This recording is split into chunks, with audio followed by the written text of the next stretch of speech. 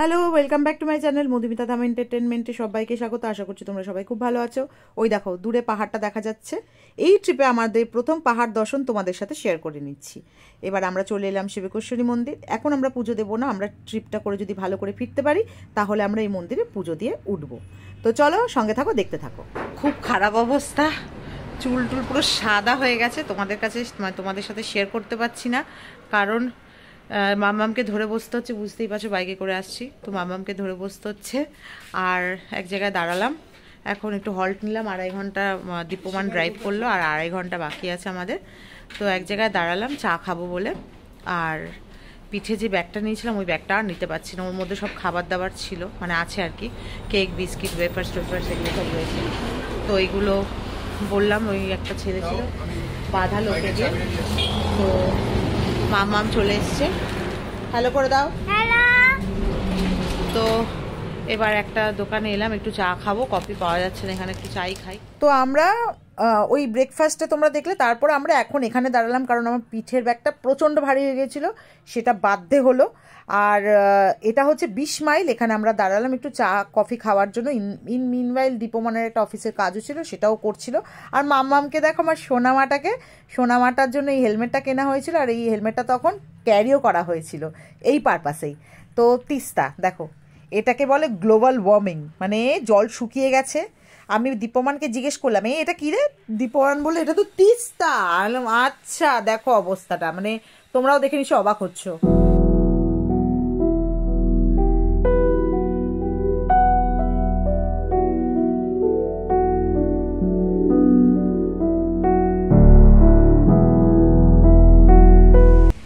কি হয়েছে?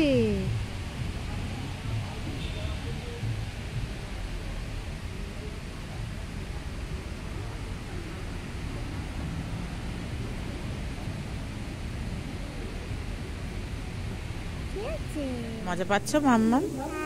কি খাবে এখন? চাউমিন খাবো। চাউমিন খাবে?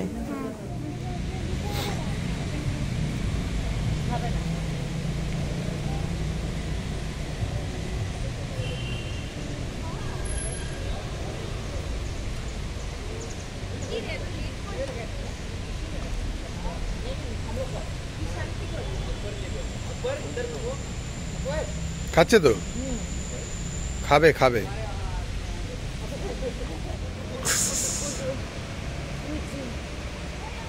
ওকে দেখ, তো তলার ছানাটা আবার হিংসে করছে, ভাবছে যে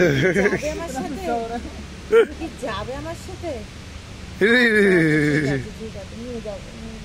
নিয়ে যেতে পারবো না তো, না মা না বাবা,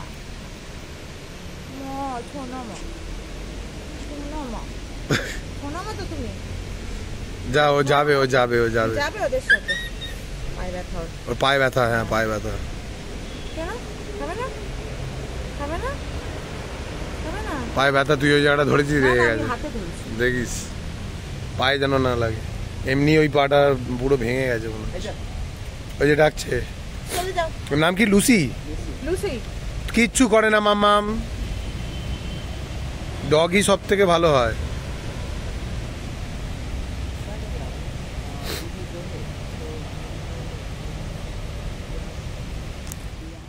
এই সোনা বাচ্চাটার নাম লুসি। তোমরা কেউ বুঝতে পারলে দেখে যে আমাকে প্রথমবার দেখলো? আর দীপমান কিন্তু একদমই ডগ লাভার নয়, অথচ আমার সঙ্গে থেকে থেকে দীপমান এখন ডগ লাভার হয়ে গেছে। আর এই ছেলে মেয়েগুলোকে দেখতে পাচ্ছ, এরা কিন্তু পরে সিকিম ইউনিভার্সিটিতে। তো এটা নিয়ে কথা হচ্ছিল যে আমি নিয়ে যাব, বললাম আমি যে হাম লেকে যায় ক্যা? তখন বললো হ্যাঁ লে যাইয়ে। তো ওরা গিয়েছিল হচ্ছে ভুবনেশ্বরে টুর্নামেন্ট খেলতে, তো সেখান থেকে লুসিকে নিয়ে এসে, লুসি রাস্তায় পড়েছিল, পায়ে ব্যথা লেগেছিল। তো এই চশমা পরা ছেলেটির খুব কষ্ট হয়েছিল, নামটা সরি এই মুহূর্তে মনে পড়ছে না, ভুলে গেছি। অ্যাকচুয়ালি অফ দ্য রেকর্ড ওদের সাথে যখন ইন্ট্রো হয়েছিল সবাই নাম বলেছিল, তো যখন আমি রেকর্ডিং করা শুরু করলাম আমার ওদের নাম জিজ্ঞেস করতেই ভুলে গেছি, যা হয়। তো প্রত্যেকেই ভালো এখানে, প্রত্যেকটা ছেলে মেয়ে। আর ওদের সাথে অনেকক্ষণ গল্প করলাম, বেসিক্যালি ডগিদের নিয়েই কথা হচ্ছিল, ওদেরকে আমি বাইও করে দিলাম। इसमें 2 प्लेटें में।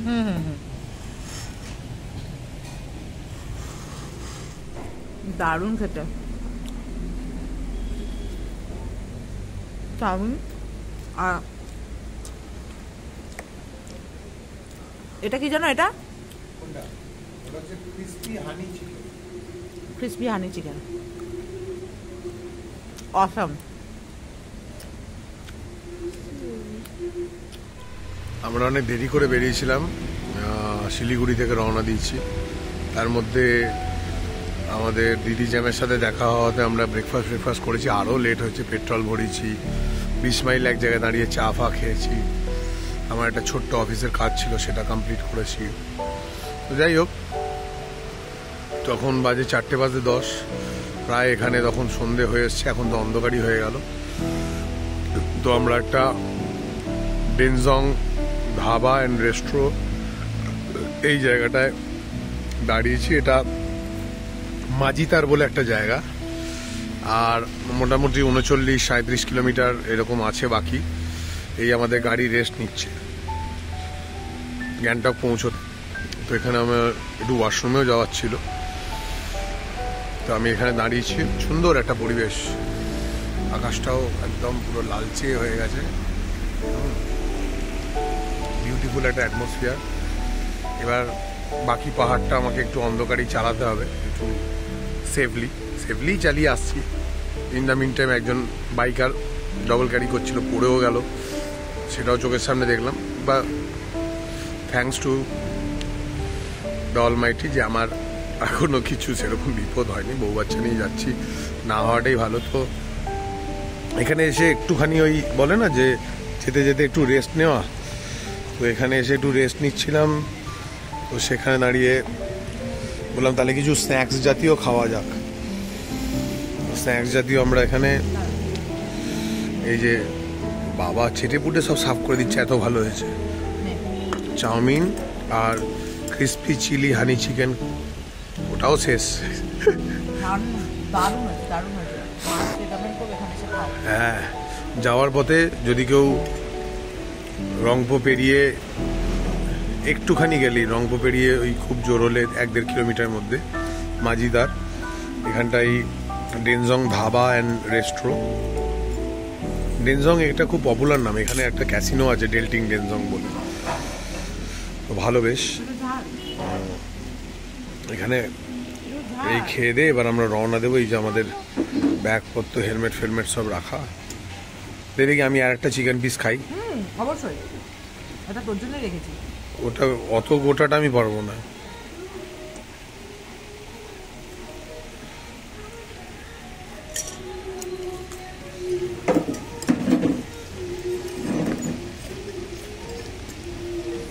খাবার নষ্ট করতে নেই, don't waste your food.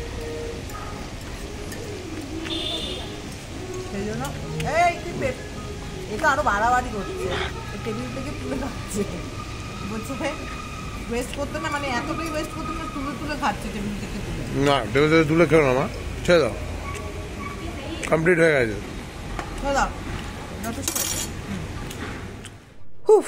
At last পৌঁছলাম গার্ডেন রিট্রিট হোটেল। এটা আমাদের হোটেল। রাত হয়ে গেছে বলে ভালো করে দেখাতে পারলাম না। এটা হচ্ছে আপার সিচেতে, আর এটা হচ্ছে হোটেলের রিসেপশন, মানে মেন ডোর দিয়ে ঢুকে ডান দিকে রিসেপশন, আর বাঁ দিকে হচ্ছে ডাইনিং হল। ডাইনিং হলটাও তোমাদেরকে দেখাবো।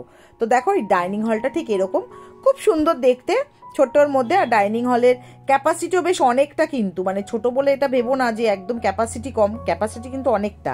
এই হোটেলের খাবার দাবার, ব্যবহার সমস্তটা খুব সুন্দর। আর বেসিক্যালি বিভাস বলে একটি ছেলে, সেই ছেলেটির নাম আমি রেকমেন্ড করবো। সেই ছেলেটি খুব ভালো ছেলে, ছেলেটি আমাদের অনেক ক্ষেত্রে হেল্প করেছে।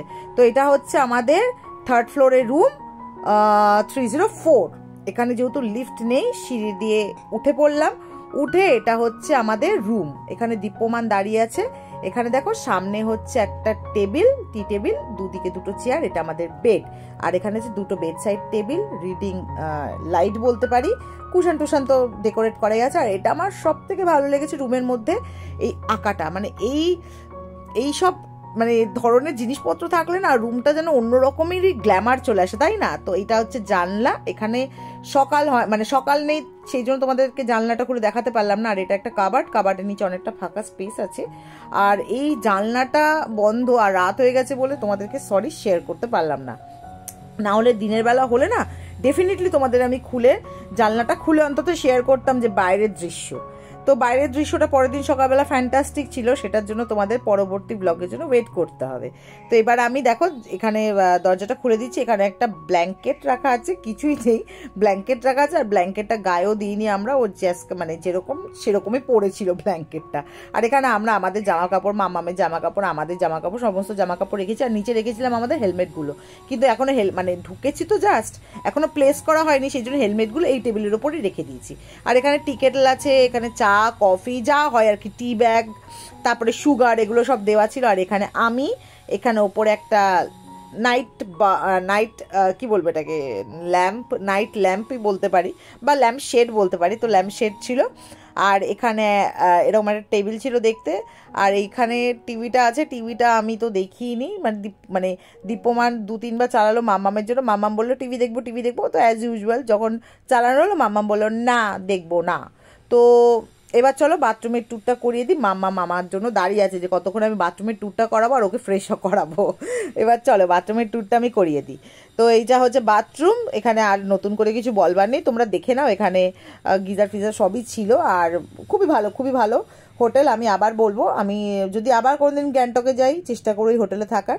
তো যাই হোক চলো আজকের ব্লগটা এখানেই শেষ করলাম। তোমরা সবাই খুব ভালো থেকো, সুস্থ থেকো, সবাইকে ভালো রেখো। আর হ্যাঁ, আমার চ্যানেলে আছে যারা প্রথমবার এসেছো তারা অবশ্যই কিন্তু নোটিফিকেশন পাশে যে বেল আইকনটা টুং করে বাজিয়ে দেবে।